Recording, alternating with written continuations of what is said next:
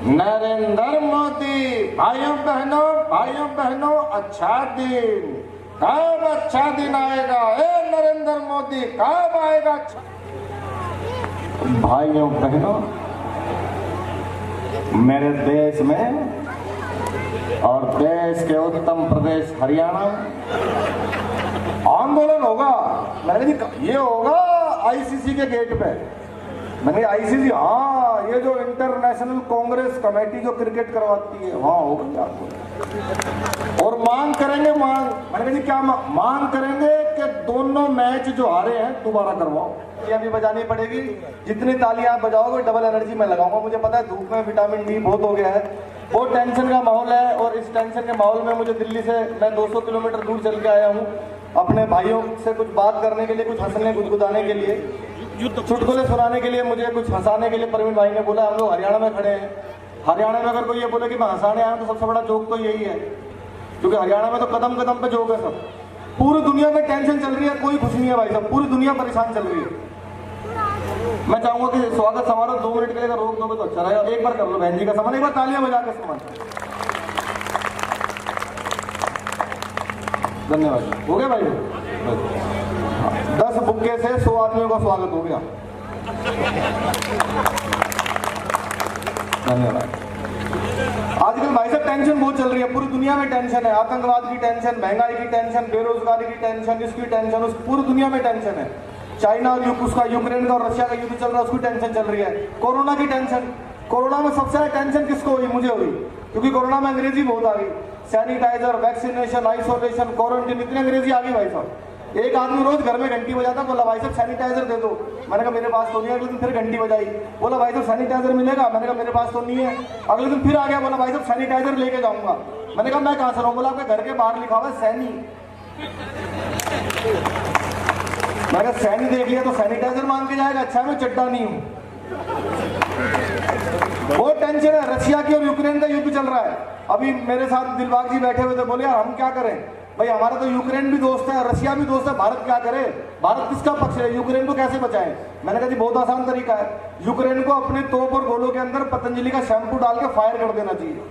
बोले उससे क्या होगा? मैंने कहा रूसी भाग जाएगी। लड़ाई तो रूसी से ही चल रही है ना। और मैं आप सबको बताऊं, मैं दिल्ली से आया हूं, पूरी दुनिया में कितनी भी टेंशन हो जाए, पीछे तक सुनना सब लोग ध्यान से, भाई साहब कितनी भी टेंशन हो जाए पूरी दिल्ली में, हमारा दिल्ली वालों को कुछ नहीं बिगाड़ सकती। हमारे क्या बिगाड़ेगी? हम दिल्ली वालों ने टेंशन को मुख्यमंत्री बना रखा है। ताली बजाने की बात नहीं है, वो टेंशन हरियाणा से ही गई है।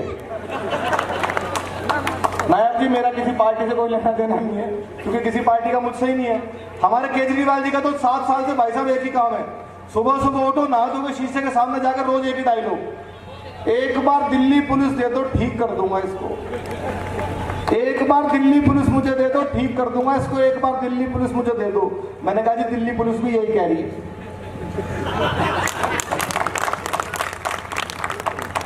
एक बार दे दो बस। अच्छा देखो, अब बीमारी खत्म हो रही है देश में, कोरोना खत्म हो रहा है, हमारे वैज्ञानिकों ने वैक्सीन बनाई, साइंटिस्टों ने मेहनत की, सारे स्वास्थ्य कर्मियों ने मेहनत की, तब जाके बीमारी खत्म हो रही है। हमारे केजरीवाल जी ने भाई साहब दिल्ली से डेंगू खत्म कर दिया। पता कैसे किया? पूरे दिल्ली में बड़े बड़े होर्डिंग लगवाए 200-200 फुट के, उसमें लिखवाया डेंगू का मच्छर साफ पानी में भी पनप सकता है, नीचे उनका फोटो। तो डेंगू दोबारा आने की हिम्मत नहीं कर रहा। एक तो मुझे ये नहीं पता कितनी देर मुझे बोलना है, और मैं बहुत लंबी कैसेट है, 1-1.5-2 घंटे हो जाएंगे, मैं ज्यादा समय नहीं लूंगा आपका। मुझे ज्यादातर लोग बुलाते हैं कि मैं देश के सारे नेताओं की मिमिक्री करता हूँ। आप में से कुछ भाई देखते भी होंगे, और वैसे तो किसके बाद टाइम है आज के समय में। हमारी मातृशक्ति पीछे बैठी है, मैं आपको बहुत बहुत प्रणाम करता हूँ, और सब खुल के हंस रहे हैं। भाई साहब दिल्ली की महिला कभी खुल के नहीं हंसती, तो हरियाणा, राजस्थान, पंजाब में होता है कि लेडीज खुल के हंसती है। दिल्ली वाली बहन जी हंसती नहीं कभी, उनको मेकअप करने वाले भी समझा के भेजते हैं, ज्यादा हंसोगे तो चेहरे के पीओपी की हमारी कोई गारंटी नहीं। क्योंकि अपनी उम्र कोई ठीक नहीं बताती, किसी से पूछ लो भाई साहब कोई नहीं बताएगी थी, किसी ने आपकी हमारी भाभी जी ने नहीं बताई होगी। कईयों को तो मरने के बाद संदूक में जब पुराना सर्टिफिकेट मिलता तब पता लगता 10 साल बड़ी थी। मैं तो एक बार ट्रेन में आ रहा था, बीच वाली बर्थ में, ऊपर वाली पे 30-35 साल की महिला, नीचे वाली पे 70-80 के बीच में मैं। ऊपर वाले ने नीचे वाले से पूछा, बोलो बहन तुम्हारी उम्र कितनी होगी? 70-80 वाली बोली होगी 30-35।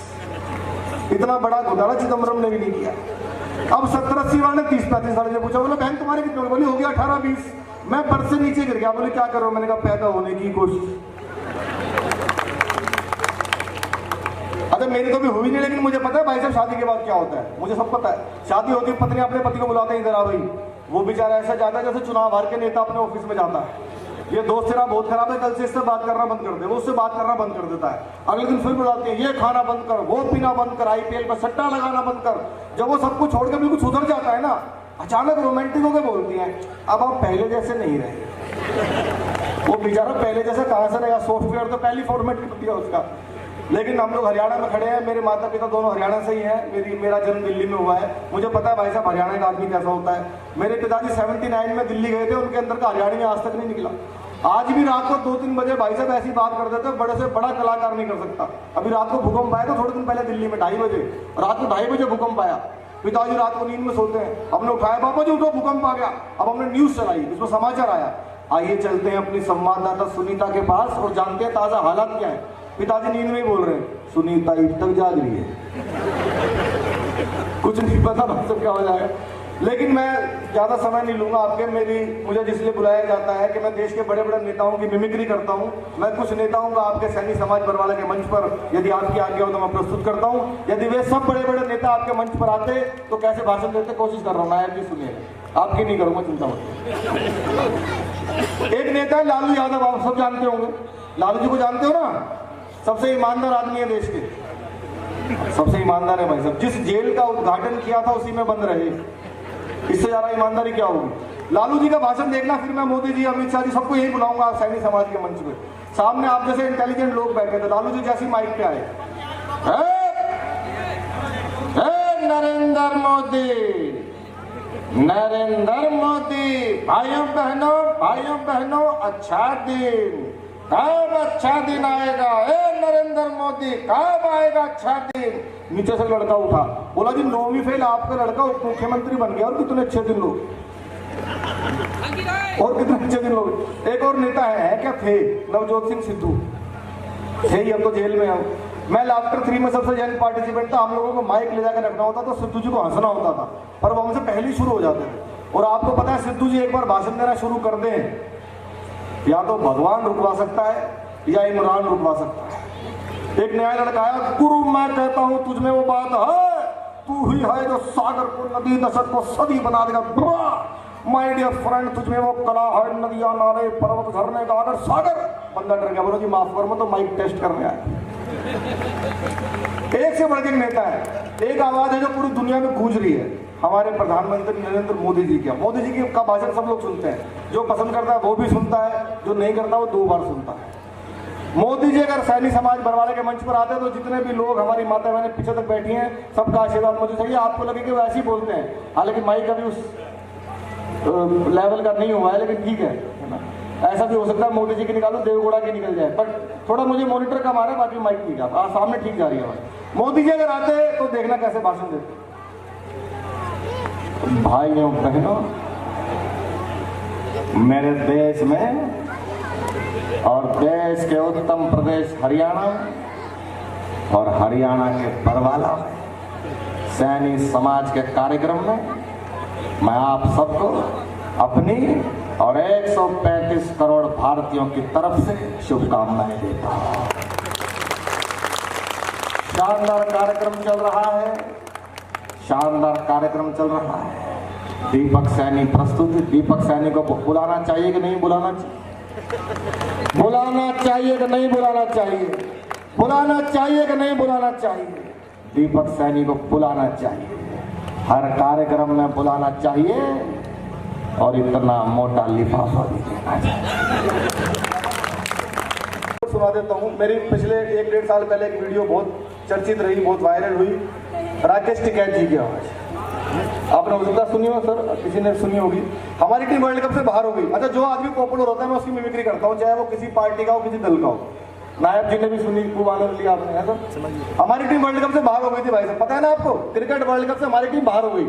अब टिकैत मेरे सपने में आ गए। मैंने कहा भाई साहब ये बताओ, हमारी टीम वर्ल्ड कप से बाहर होगी, क्या करोगे? आंदोलन होगा,